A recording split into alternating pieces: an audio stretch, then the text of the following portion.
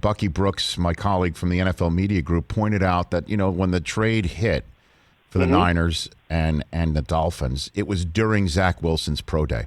So obviously it had to be done leading up to Zach Wilson's pro day. So thus the quarterbacks that were potentially being traded up for the Niners to get, and that they would have been happy with, if you will, included Zach Wilson as they were making this trade.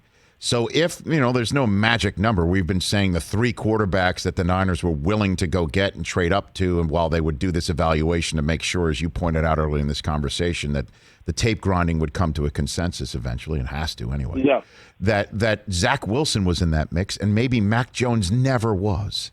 That's what he threw out there too. That the quarterbacks that the Niners were looking at were really Zach Wilson, Trey Lance, and Justin Fields, because they're all of a similar, if you will, physical, height, weight, speed, skill set, and Mac Jones is not. What do you make of that? What do you think of that? I mean, you know what? I'll just default to this.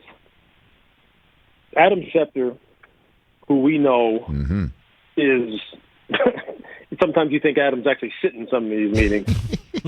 Okay? I mean, it's like, God, how do you know that? That's because his phone is plugged into the back of his head like the Matrix, Lewis. He's got he does. Okay. He wouldn't say what he has already said about maybe who some of the quarterbacks are that the 49ers like if he didn't know that definitively. He doesn't throw stuff out there for the heck of it. So for him to say that the 49ers like Mac Jones, as he has gone on record as saying, it is not because Mac Jones was never in the conversation. Mac Jones has been in the conversation. I've been told Mac Jones has been in the conversation. So this is not one of those where actually, they're just kind of running a smokescreen and kind of leaking out there that he is, but he's not. No, he is. He's definitely in it, for sure. As far as Zach Wilson is concerned, I'll say this. Steve Young has said, and Steve, obviously Steve's dialed into BYU. Yep. Steve's dialed into the 49ers. Steve has said, 49ers would love to get their hands on Zach. So there's no question that they would love to.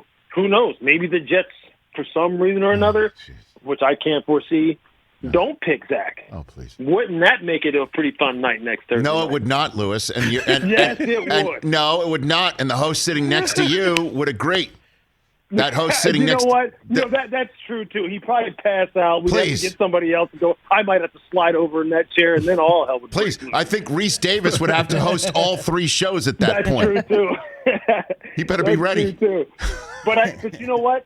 I think there's no question that they would like to have him, too. I mean, most of these quarterback coaches would. I mean, Zach's a phenomenal talent, man. I mean, right. This is what's so, like, I mean, I've said this so many times. Like, quarterback evaluation, like, we're so predetermined right now to believe that quarterbacks have to look a certain way from an athletic and aesthetic standpoint in order to win.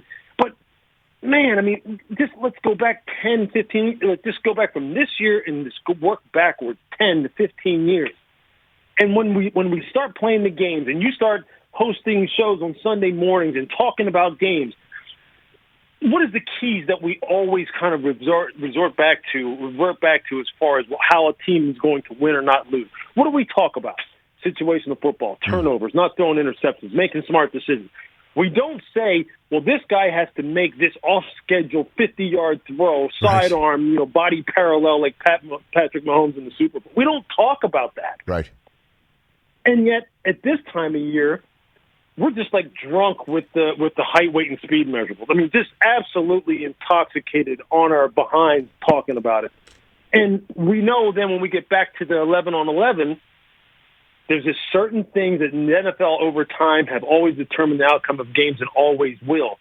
And that's why we just forget about it at this time of year. And I think we have to remember that coaches value certain things at a much higher level at all times of the year, not just when the games are starting. And right now is one of those times of year where they're sitting in meetings and they're talking about this kind of thing. And that's why a guy like Mac Jones, for as much as people may hate the way he plays the game relative to the superstars in this league, he is in the mix, man. Okay. He is in the mix, and he's going to play a long time in the NFL. Hey, you watched all the way to the end. Thanks for that. Watch more right here.